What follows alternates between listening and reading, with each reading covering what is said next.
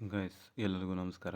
ನೋಡ್ಬೋದು ನೀವೇನಂತಂದರೆ Feb 24 ಏಪ್ರಿಲ್ಗೆ final ಒಳ ಮೀಸಲಾತಿ ಹಂಚಿಕೆ ಇತ್ತು.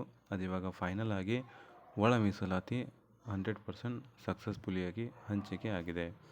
ನೋಡ್ಬೋದು ಒಳ ಮೀಸಲಾತಿ ಫೈನಲ್ ರಿಸಲ್ಟ್ ಏನು ಬಂದಿದೆ, ಆಮೇಲೆ ನೇಮಕಾತಿಗಳು ಸ್ಟಾರ್ಟ್ ಯಾವಾಗ ಆಗ್ತವೆ, ಆಮೇಲೆ ನಿಮ್ಮ ಪ್ರಿಪ್ರೇಷನ್ ಹೇಗಿರಬೇಕು, ಈ ಎಕ್ಸಾಮ್ಗೆ ಟೈಮ್ಗೆ ಎಷ್ಟು ಟೈಮ್ ಉಳಿತದೆ ನಿಮ್ಮದು ಅಂತೇಳಿ ಎಲ್ಲ ನೋಡೋಣ. ಯಾವ್ಯಾವಕ್ಕೆ ಎಷ್ಟೆಷ್ಟು ರಿಸರ್ವೇಷನ್ ಸಿಕ್ಕಿದ್ದಾವೆ ಅದು ಕೂಡ ನೋಡೋಣ. ಯಾವ್ಯಾವ ನೋಟಿಫಿಕೇಷನ್ ಎಷ್ಟೆಷ್ಟು ಹುದ್ದೆಗಳು ಖಾಲಿ ಇದ್ದಾವೆ, ಮತ್ತು ಏನೇನೆಲ್ಲ ನೋಟಿಫಿಕೇಷನ್ ಇವಾಗ ಆಗ್ತವೆ, ಮೇ ತಿಂಗಳಲ್ಲಿ ಪಕ್ಕಾ ಆಗ್ತಾವ ಅಥವಾ ಇಲ್ವಾ, ಎಲ್ಲವನ್ನು ಡೀಟೇಲಾಗಿ ಈ ವಿಡಿಯೋದಲ್ಲಿ ನೋಡ್ತಾ ಹೋಗೋಣ. ಅದಕ್ಕೂ ಮುಂಚೆ ಯಾರಾದರೂ ಸಬ್ಸ್ಕ್ರೈಬ್ ಮಾಡ್ಕೊಂಡಿಲ್ಲ ಅಂತಂದರೆ ಸಬ್ಸ್ಕ್ರೈಬ್ ಮಾಡ್ಕೊಳ್ಳೋಕ್ಕೆ ಸಾಧ್ಯವಾಗಬೇಕು. ಬನ್ನಿ ನೋಡ್ತಾ ಹೋಗೋಣ. ಎಸ್, ನೋಡ್ಬೋದು ಗೈಸ್, ನೀವು ಇವಾಗ ನಿಮ್ಗೆ ಹೇಳ್ತಾ ಹೋಗ್ತೀನಿ. ನೋಡ್ಬೋದು 50% ರಿಸರ್ವೇಷನ್. ಈ 50% ರಿಸರ್ವೇಷನ್ ಮೇಲೇ ನೀವು ನೇಮಕಾತಿಗಳನ್ನ ಮಾಡ್ಕೊಳ್ಳಿ ಅಂತೇಳಿ ಆಲ್ರೆಡಿ ತೀರ್ಪು ಕೂಡ ಬಂದಿದೆ. ಏನು ಸಮಸ್ಯೆ ಇಲ್ಲ, 50% ಮೇಲೇ ಮಾಡ್ಕೋಬೋದು. ಈ 56% ಅದರದ್ದೇನು ಗೊಂದಲ ಬೇಡ, ಓನ್ಲಿ 50% ಮೇಲೇ ಮಾಡ್ತೀವಿ ಅಂತ ಹೇಳಿದ್ದಾರೆ. ಓಕೆ, ಇನ್ನು ಅದಕ್ಕೆ ಸಂಬಂಧಪಟ್ಟಂತೆ ಎಸ್ ಸಿಗೆ 15% ರಿಸರ್ವೇಷನ್ ಇದೆ. ಎಸ್ ಸಿಗೆ 15% ರಿಸರ್ವೇಷನ್ ಇದೆ. ಅದರಲ್ಲಿ ಇಂಟರ್ನಲ್ ರಿಸರ್ವೇಷನ್ ಕೂಡ ಆ್ಯಡ್ ಆಗ್ತದೆ. ಆ್ಯಡ್ ಆಗಿ ಇದು ಆರ್ಡರ್ ಬರೋವರೆಗೂ ನೀವು ಕಾಯಬೇಕು. ಬಲಗೈಗೆ ಇಲ್ಲಿ ಎಸ್ ಸಿಯಲ್ಲಿ ಬಲಗೈ ಮತ್ತು ಎಡಗೈ ಅಂತ ಬರ್ತವೆ, ಬಲಗೈ ಎಡಗೈ.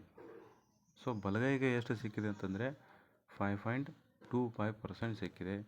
ಇನ್ನು ಎಡಗೈಗೆ ಎಷ್ಟು ಅಂತಂದರೆ ಅದು ಕೂಡ ಇದಕ್ಕೆ ಎಷ್ಟು ಅಂತಂದರೆ 5.25. ಓಕೆ, ಇಲ್ಲಿ ಕೂಡ ಸೇಮ್ 5.25, ಇಲ್ಲಿ ಕೂಡ ಸೇಮ್ 5.25ಗೆ ಸಿಕ್ಕಿದೆ. ಹಾಗಿದ್ರೆ ಅದರ್ಸ್ಗಳನ್ನ ನೋಡಿದಾಗ ಅಂದರೆ ಇದೇ ಎಸ್ ಸಿ ಎಲ್ಲಿನೇ ಬರ್ತಾವಲ್ಲ ಐಸ್, ಬೋವಿ ಈ ಥರದ್ದೆಲ್ಲ ಬರ್ತಾವಲ್ಲ, ಲಂಬಾಣಿ ಗಿಂಬಾಣಿ ಈ ಥರದ್ದೆಲ್ಲ, ಅವುಗಳಿಗೆ ಎಷ್ಟು ಸಿಗ್ತವೆ ಅಂತಂದರೆ 4.5% ಸಿಕ್ಕಿದೆ ಮೀಸಲಾತಿ. ಓಕೆ, ಇದು ಮೀಸಲಾತಿ ಬಗ್ಗೆ ಸ್ವಲ್ಪ ಆಯಿತು. ಇನ್ನು ನೋಟಿಫಿಕೇಷನ್ಗಳು ಯಾವ್ಯಾವ ಇದ್ದಾವೆ ಅಂತಂದರೆ ತುಂಬಾ ಇದ್ದಾವೆ. ಬಿ ಎ ಒ ಇವಾಗ ಸದ್ಯಕ್ಕೆ ಆಗುವಂತಹ ನೋಟಿಫಿಕೇಷನ್ಗಳು ಹೇಳ್ತಾ ಇದ್ದೀನಿ. ಸದ್ಯಕ್ಕೆ 100% ಆಗೇ ಆಗ್ತವೆ. ವಿ ಎ ಒ ಆಗ್ತದೆ, ಪಿ ಸಿ ಆಗ್ತದೆ. ವಿ ಒ 500 ಹುದ್ದೆಗಳಿದ್ದಾವೆ, ಪಿ ಸಿ 8,000+ ಹುದ್ದೆಗಳಿದ್ದಾವೆ. ಆಮೇಲೆ ಲ್ಯಾಂಡ್ ಸರ್ವೇಯರ್ ಕೂಡ ಹುದ್ದೆಗಳಿದ್ದಾವೆ. ಆಮೇಲೆ ಲೆಕ್ಚರರ್ ಕೂಡ ಹುದ್ದೆಗಳಿದ್ದಾವೆ. ಆಮೇಲೆ ಪಿ ಯು ಲೆಕ್ಚರರ್ ಅದು ಕೂಡ ಹುದ್ದೆಗಳು ಇದ್ದಾವೆ. ಸೊ ಸದ್ಯಕ್ಕೆ ಇವಂತೂ ತುರ್ತಾಗಿ ಮಾಡ್ತಾರೆ. ಈಗ ಹೊಸ ರೋಸ್ಟರ್ನ ರೆಡಿ ಮಾಡಿ ನೇಮಕಾತಿ ಮಾಡ್ಕೊಳ್ಳೋದ್ರಲ್ಲಿ ಇದ್ದಾರೆ. ಹೊಸ ರೋಸ್ಟರ್ನ ರೆಡಿ ಮಾಡಿ ನೇಮಕಾತಿ ಮಾಡಿಕೊಳ್ಳುವಂಥ ಹಂತದಲ್ಲಿ ಇದ್ದಾರೆ. ಹಾಗಿದ್ರೆ 6% ಉಳಿತದಲ್ಲ, ಈ 6% ಏನು ಮಾಡ್ತಾರೆ ಅಂತಂದರೆ ಬ್ಯಾಕ್ಲಾಗ್ ಅಂತೇಳಿ ಹೋಲ್ಡ್ ಮಾಡ್ತಾರೆ ಗೈಸ್. ಓಕೆ, ಬ್ಯಾಕ್ಲಾಗ್ ಅಂತೇಳಿ ಹೋಲ್ಡ್ ಮಾಡ್ತಾರೆ. ಇನ್ನು ನೆಕ್ಸ್ಟ್ ಕೆಲವೊಂದು ನೋಟಿಫಿಕೇಷನ್ನ ಹಿಂದೆ ಪಡ್ಕೋತಾರೆ ವಾಪಸ್. ಆಲ್ರೆಡಿ ನೋಟಿಫಿಕೇಷನ್ ಆಗಿರ್ತಾವಲ್ಲ ಅವುಗಳನ್ನ ಹಿಂದೆ ತಗೊಂಡು ಹೊಸ ನೋಟಿಫಿಕೇಷನ್ನ ಮಾಡ್ತಾರೆ. ಅದು ಯಾವ್ಯಾವ ತೊಗೋತಾರೆ ಅಂತಂದರೆ ಹೇಳ್ತೀನಿ ಗೈಸ್ ನಿಮಗೆ. ಲ್ಯಾಂಡ್ ಸರ್ವೇಯರ್ 750ಕ್ಕೂ ಹೆಚ್ಚು ಹುದ್ದೆಗಳಿದ್ದು ಅವುಗಳನ್ನ ತಗೊಂಡಿದ್ದಾರೆ. ಎ ಡಬಲ್ ಇ ಇವುಗಳನ್ನ ಕ್ಯಾನ್ಸಲ್ ಮಾಡಿದ್ದಾರೆ. ಇನ್ನು MVI ಮೋಟಾರ್ ವೆಹಿಕಲ್ ಇನ್ಸ್ಪೆಕ್ಟರ್ ಅಂತ ಐತಲ್ಲ, ಇದನ್ನು ಕೂಡ ನೋಟಿಫಿಕೇಷನ್ನ ಮಾಡ್ತಾರೆ. ಇವೆಲ್ಲ ಹೊಸ ನೋಟಿಫಿಕೇಷನ್ಗಳಾಗ್ತವೆ. ಆಲ್ರೆಡಿ ಇವುಗಳನ್ನ ಕ್ಯಾನ್ಸಲ್ ಮಾಡಿ ಮತ್ತು ನೋಟಿಫಿಕೇಷನ್ನ ಮಾಡ್ತಾರೆ. ಓಕೆ, ಇನ್ನು ನೆಕ್ಸ್ಟ್ ತುಂಬ ಜನ ಕಾಯ್ತಿದ್ರಿ ನೋಟಿಫಿಕೇಷನ್ ಯಾವಾಗ ಆಗ್ತದೆ, ಎಷ್ಟು ಹುದ್ದೆಗಳಿದ್ದಾವೆ ಅಂತೇಳಿ. ಸೊ ಹೇಳ್ಬಿಡ್ತೀನಿ ಸಿಂಪಲ್ಲಾಗಿ. ಎಸ್ ಡಿ ಎಗೆ ಯಾರು ಕಾಯ್ತೀರಿ, SDA ಮತ್ತು ಎಫ್ ಡಿ ಎಗೆ ಯಾರೆಲ್ಲ ಕಾಯ್ತಿರ್ತೀರಿ ನೋಡಿ. ಎಷ್ಟು ಹುದ್ದೆಗಳಂತಂದರೆ 2,500 ಹುದ್ದೆಗಳು ಇದ್ದಾವೆ. ಇದು ಯಾರ ಕಡೆಯಿಂದ ಎಕ್ಸಾಮ್ ನಡೆಸ್ತದೆ ಅಂತಂದರೆ KPSC. ಈ KPSCನೇ ನಿಮಗೆ ಈ ಎಫ್ ಡಿ ಎ ಹುದ್ದೆಗಳನ್ನ SD ಹುದ್ದೆಗಳನ್ನ ನಡೆಸ್ತದೆ. ಓಕೆ, ಇವುಗಳ ಕಡೆಯಿಂದ ನೋಟಿಫಿಕೇಷನ್ ಆಗ್ತದೆ. ಅದು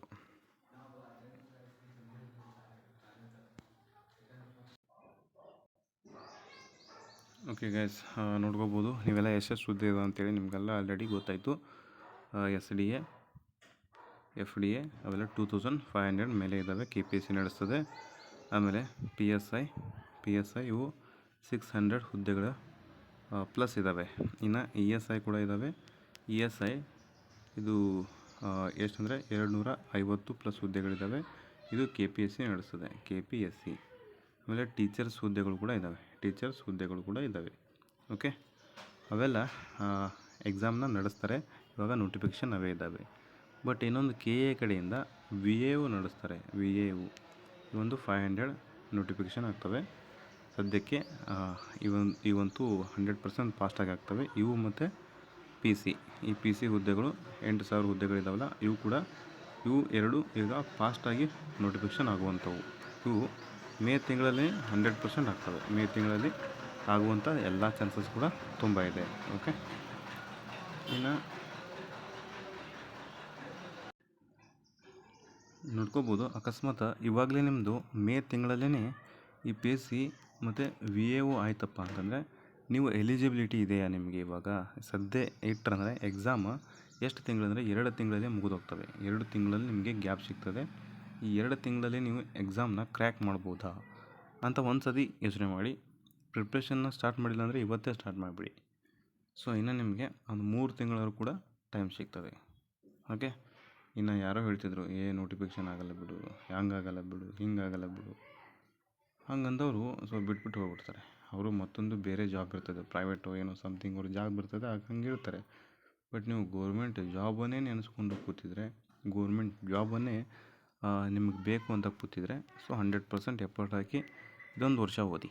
ಓಕೆ, ಇದರಲ್ಲಿ ಯಾವುದಾದ್ರು ನೋಟಿಫಿಕೇಷನ್ ಆದರೆ ನಿಮ್ಮದು ತುಂಬ ಹೆಲ್ಪ್ ಆಗ್ತದೆ. ಯಾಕಂದರೆ 2 ರಿಂದ 3 ವರ್ಷ ಸತತವಾಗಿ ಈ PC ಮತ್ತು VAO ಸಲುವಾಗಿ ತುಂಬ ಜನ ಕೂತಿದ್ದಾರೆ. ಮತ್ತು PU ಲೆಕ್ಚರರ್ ಇವೆಲ್ಲ ಟೀಚರ್ ಹುದ್ದೆಗಳಿಗೆ GPSTR ಇವೆಲ್ಲ ಕೂತಿದ್ದಾರೆ ಪಕ್ಷೇತರ ಕಾಯ್ಕೊಂಡು. ಸೊ ಅದರಲ್ಲಿ ನಿಮ್ಮದೊಂದು ಹುದ್ದೆ ಆಗಬೇಕಪ್ಪ ಅಂತಂದರೆ ನೀವು ಏನು ಮಾಡಬೇಕು? ಹಾರ್ಡ್ ವರ್ಕ್ ಮಾಡಲೇಬೇಕು. ಓಕೆ,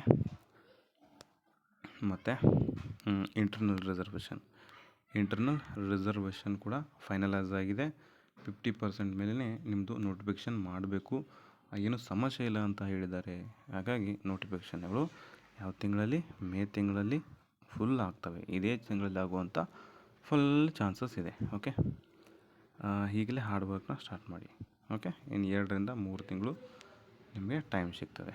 ಓಕೆ, ಇದಿಷ್ಟು ಸ್ವೀಟ್ ಆ್ಯಂಡ್ ಶಾರ್ಟ್ ಮಾಹಿತಿ ಹೇಗಿತ್ತು ಗೈಸ್. ನೀವೇನಾದರೂ ಹೊಸಬರಾಗಿದ್ದರೆ ಸಬ್ಸ್ಕ್ರೈಬ್ ಮಾಡ್ಕೊಳ್ಳಿ.